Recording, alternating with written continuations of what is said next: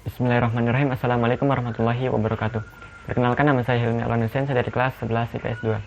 Nah, pada hari ini saya ingin mempresentasikan tentang kebijakan kepemerintahan kependudukan Jepang dalam bidang ekonomi. Dalam hal ini saya ingin menjelaskan tentang pengarahan tenaga kerja. Jadi dulu ketika Jepang itu ke Indonesia, itu mereka sangat ingin berambisi untuk menguasai perekonomian di Indonesia. Bahkan dulu sebelum Jepang datang ke Indonesia, itu kan Belanda datang ke Indonesia. Nah, bahkan semua yang dimiliki oleh Belanda sebelumnya itu juga Jepang ingin memiliki. Bahkan tercatat ketika Jepang ke Indonesia itu pernah banyak sekali mengerahkan tenaga kerja secara paksa, yang orang-orangnya itu diambil dari orang-orang Indonesia itu sendiri, gitu kan ya. Bahkan untuk memperlancar aksinya ini, untuk mengerahkan tenaga kerja secara paksa, Jepang ini pernah membuat yang namanya tonarigumi. Bukan tonarigumi, rumokyokai. Rumokyokai ini adalah panitia untuk mengerahkan tenaga kerja.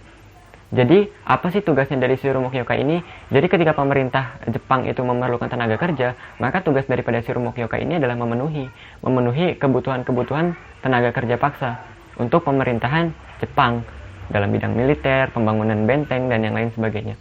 Selain itu juga, pemerintah Jepang pernah mengenalkan pada tahun 1944, itu mengenalkan yang namanya sistem tonarigumi. Sistem tonarigumi ini adalah sistem rukun tetangga atau RT, yang pada saat itu satu tonarigumi atau satu RT itu terdiri dari 10 sampai 20 rumah.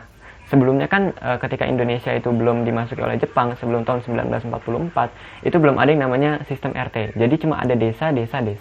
Nah, ketika tahun 1944 itu pemerintahan Jepang itu ingin membuat yang namanya tonarigumi atau sistem RT, sistem rukun tetangga. Sebenarnya tujuannya apa sih dibentuk tonarigumi ini?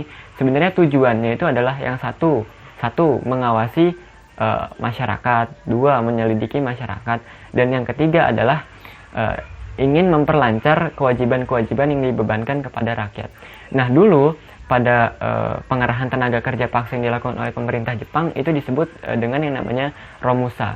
Pada romusa ini, orang-orang Indonesia bukan cuma dipekerjakan secara paksa, tapi juga diperlakukan secara tidak manusiawi. Mereka banyak mendapatkan penyiksaan, bahkan banyak yang mati kelaparan. Kenapa sih bisa mati? Ya karena medan kerja yang mereka hadapi itu tidak sesuai dengan gizi yang mereka dapatkan, tidak sesuai dengan pangan yang diberikan gitu loh. Akhirnya banyak yang meninggal di situ. Bahkan tercatat kurang lebih hingga 70.000 orang itu sudah meninggal.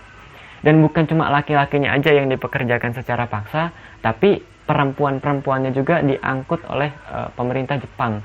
Yang awalnya mereka ini diiming-imingi untuk belajar di Jepang, diiming-imingi untuk menjadi perawat. Banyak pemerintah Jepang ini mengambil wanita-wanita bukan cuma dari Indonesia, tapi dari negara lainnya yang bersumber dari Asia, gitu kan ya.